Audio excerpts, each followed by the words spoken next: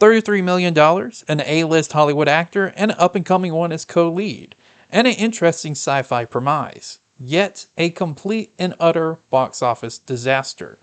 Why?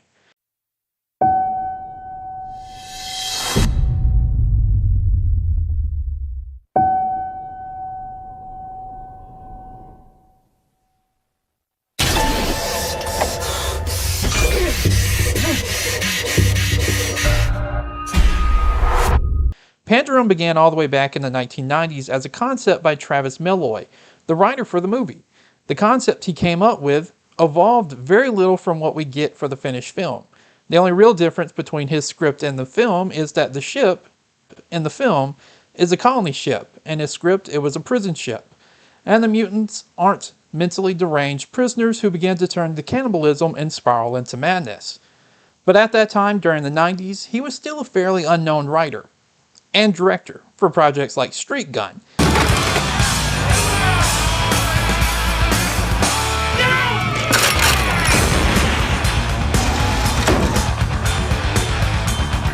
And probably was only really known in Hollywood for ghostwriting. You call him up, he comes in, and he fixes your script a little. Nothing major, or you would have had to give him credit, and since he has none.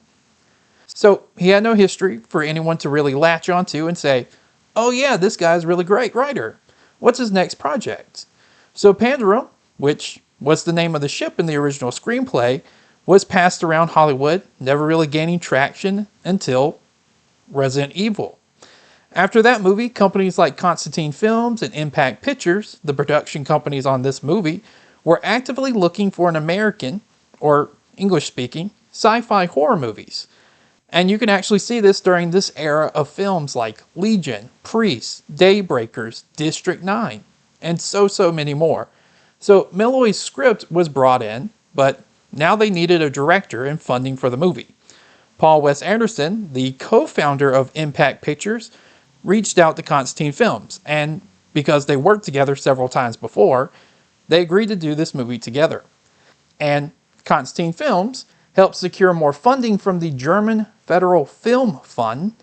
Now, it's not stated, but reading between the lines of certain articles, Constantine Films and the DFFF, Deutschland, wanted a German director for the movie that was going to be shot and funded by the German funds. So Impact and Constantine Films looked around for a director that had experience with Hollywood, fluent in English, was German, and wasn't a complete unknown. That's when we come over to our director, Christian Alvart. Christian Alvart at the time wasn't a big director, which means cheap. And he also was already working with Paramount on Case 39, so experience with Hollywood. And the last beneficial measure was that Alvart was already working on his own screenplay that was similar, but not by much, to Milloy's. He wanted to create a movie about a group of colonizers traveling to another world and waking up with amnesia. So after meeting with Travis Milloy and discussing the movie, they combined their scripts, got approval from the production companies, changed the plot to make people into mutants, and for some odd reason, while also changing the ship's name, taking the psychosis of the prisoners and giving it to the crew, along with the name of the ship as the new psychosis. Let's talk about the box office. One of the primary issues with Pandorum that ruined its chances at the box office was its ambiguous trailer that heavily hinted at monsters and jump scares. That you weren't coming in to watch a movie with a claustrophobic atmosphere, with mental decline, or space travelers trying to survive until they make it to their new world, but more of a Saw movie with aliens or monsters of the week or some ghost horror. The trailer heavily implies that everyone is mutating, even our main character who is slowly becoming more monstrous. What's happened to us? We're becoming like them. There are even shots of the trailer that look like they were completely taken from a different movie, or that is what the movie actually looked like until they turned all the coloring off when giving the audiences the final product. The trailer, before I get to the box office, gives me the same vibes of another movie that came out a few years before this one. Same beat, same story tension attempt, and that's Doom with Carl Urban. I just wanted to highlight that. But box office, this movie was released September 25th of 2009, One of the primary reasons for its failure, that wasn't just because the poster was trying to give you a Saw approach and the trailer was trying to do a Doom, was it's released in a heavy box office newcomer slot. According to the numbers, the top 10 movies for September 25th, 2009, 9 of them were in their third week or less. 3 of them, counting Pandorum, was released alongside that same week. 4 of them were released the week before, and 2 of them were released the week before that. The only movie that was in the top 10 that wasn't released in September was Quentin Tarantino's Inglourious Bastards. Another major problem in Pandorum's release was who it was competing against. So it's never easy for an R-rated movie with a children's movie being released alongside it, or like the week before. Parents will always put their kids first when it comes to what they'll go watch at the movie theater. And this was the same. So Pandorum had to compete against Cloudy with a Chance of Meatballs, who would go on to dominate the box office for a few weeks. And Pandorum wasn't the only R-rated sci-fi horror movie. It was in a crowded market when this movie came out. Almost all of them failed. And the one that basically devoured everyone's lunch also still failed. Pandorum, though, was released against Nine, the animated film, Jennifer's Body, and Surrogates, which pitted the star power of Bruce Willis against the star power of Dennis Quaid. And we found out that people back then, if they had $10 in their pocket, always chose Bruce Willis and his star power. Now, Bruce Willis's movie Surrogate, which I don't think anybody has ever talked about, absolutely brought in all the sci-fi money at that time, earning $120 million, and it still failed because of its $80 million production. The only one of them that actually turned a profit was Jennifer's Body, and it wasn't that great when it came down to brass tacks, but something is always better than nothing. Now it's time for my personal review. As someone who thinks that you should watch this on your own and not just take my personal review as the deciding factor in watching or not watching a nearly 20-year-old movie, this next section is not going to be filled with a glowing review. It's not just going to be an outright attack of the movie, but I'll break it down by good, bad, and ugly. And when you watch this movie, maybe you'll see what I'm saying and have the same opinion, or maybe you'll completely rebuke me. Either way, let's get started. What I think this movie does well is not something that changes if you change the plot. So that would be the budget, the acting, and the design work. This movie looks spectacular for a $33 million movie. The CGI in it, outside of the final scene when they breach the surface, looks really, really good. But most of that has to do with how little they actually used. The only time the movie struggled with its CGI was when it had to go really big and make that alien finale. But the projection of the cosmos, the charts, the nuclear reactor blast, the auditorium scene of the sleeping and the seed pods, it's really great. It's the same feeling I have when it comes to the costumes and the creature design, as well as the overall design for the sets. The monsters have been awake for centuries, and because of that, they lack intelligence. Most of their outfits are finite and metallic, showing their civilization is in the early stages of evolution. Most of them are semi-nude, and everyone is made from what they've basically ripped off the ship. When it comes to the human survivors, that could use some work. They have too much of a tribalistic look about their outfits, leather guards, and scrap clothing. It would have been more interesting to see them wear flight suits that have been repurposed, or makeshift body armor like stab vests, since they're dealing with groups of monsters that are far stronger than they are. And the acting for the final bit, everyone gave a solid performance for what they were given. In fact, Ben Foster actually was nominated for a Saturn just 2 years prior for 3:10 to Yuma, and was nominated for a myriad of other awards for another movie that he did in 2009, The Messenger. So, solid acting from an award-winning cast.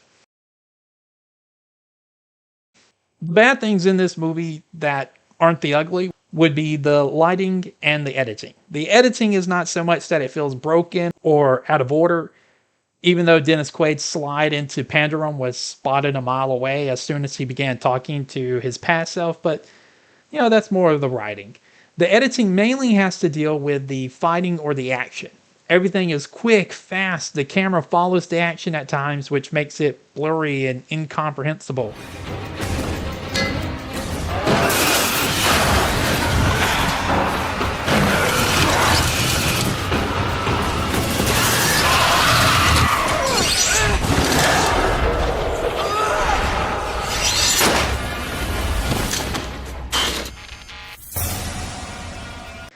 And then you add in the other bad, which affects the whole entire reason why it's hard to follow the action, the lighting.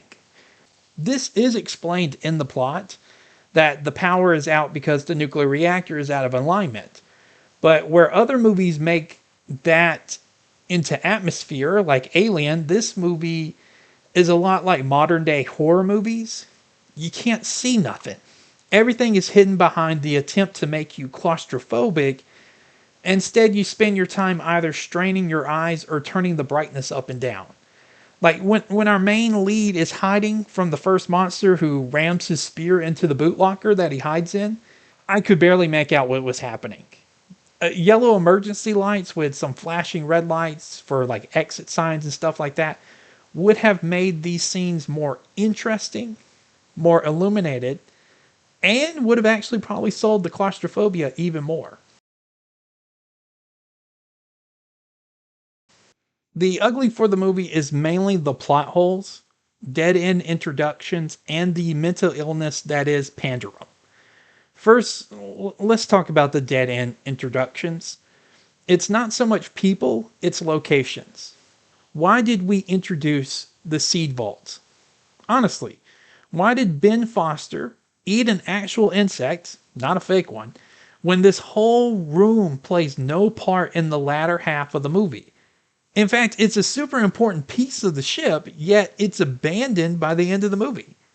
Now, some of this would have been covered in the director's trilogy that he wanted to make, but if you don't know if your movie will have a sequel, don't leave threads. Like, I would have loved to know more about this room of cargo containers, or why more people aren't alive with survivor encampments all throughout the ship. Another dead end introduction that isn't Norman Reedus, but what Norman Reedus says. He thinks that Ben Foster, or Bauer, is the security team that has come to help look for survivors. And you come back. What? Where's your squad? Squad? This is my lieutenant. Where's your shuttle? Shuttle. What are you talking You're the about? retraction crew, right? No. I'm Team 5. You just woke up? This kind of implies that maybe the ship is in a life and death situation depending on where you're located. I personally think this is an example of combining two different stories into one, keeping certain lines and interactions while removing context. What Norman Reedus says sounds like a prison ship that is being overrun, and certain staff and prisoners are waiting for security forces to arrive. But it doesn't make sense when you realize that the ship in general is dormant, only with most of the finite crew being awoken to run the bridge and maintain course. Which brings us over to the plot. A colony ship traversing the stars trying to make it to another planet to make sure mankind survives. Great concept. This is downplayed when they introduce that multiple colony ships have left Earth and one of them suffered an absolute 100% casualty event. Then our universe is still using the same equipment that is causing the psychosis, even though it's linked to people going insane and murdering others. Or how we are introduced to events that happen before Bauer wakes up through flashbacks and the cook's narration.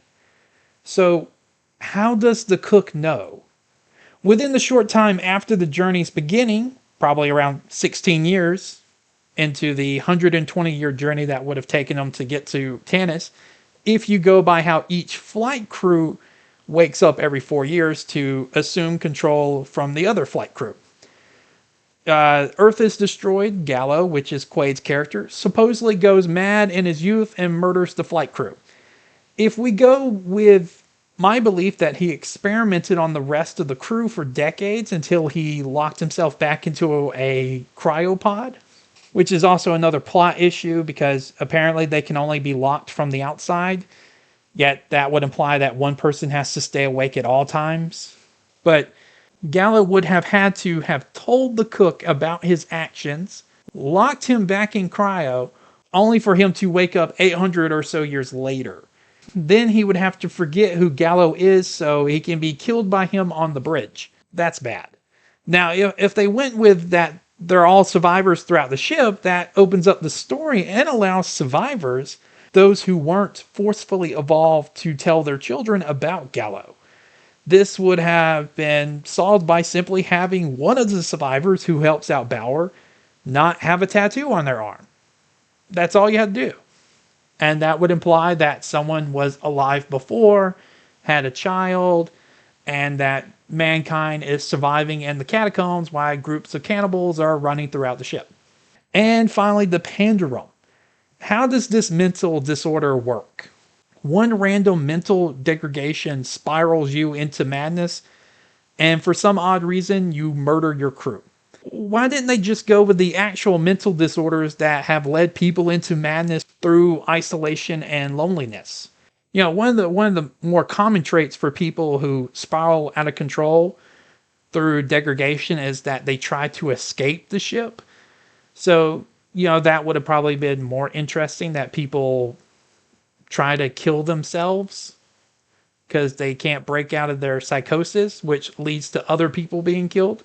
But instead, Bauer's mental degradation is slow to fall into and easy to shake yourself awake from. You know, why didn't Gallo do that? Why not just make Gallo a psycho?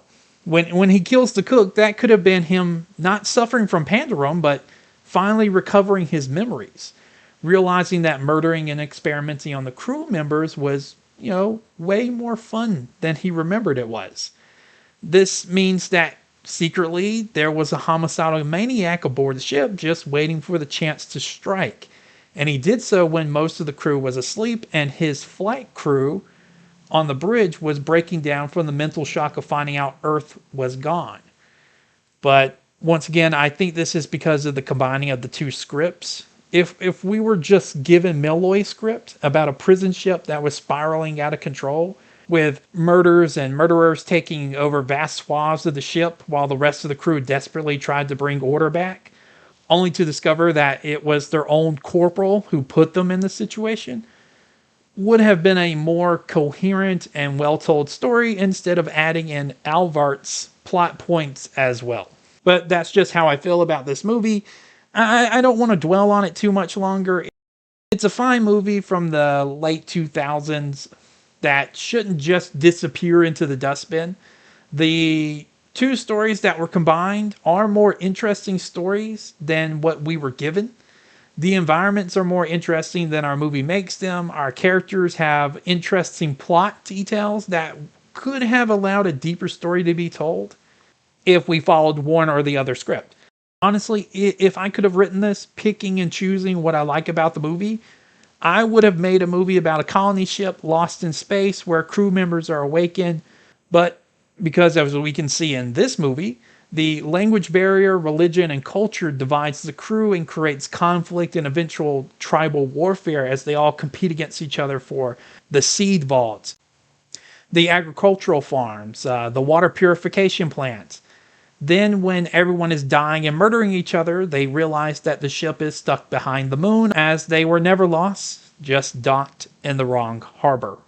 Either way, you know, give the movie a chance. And you guys have a good one.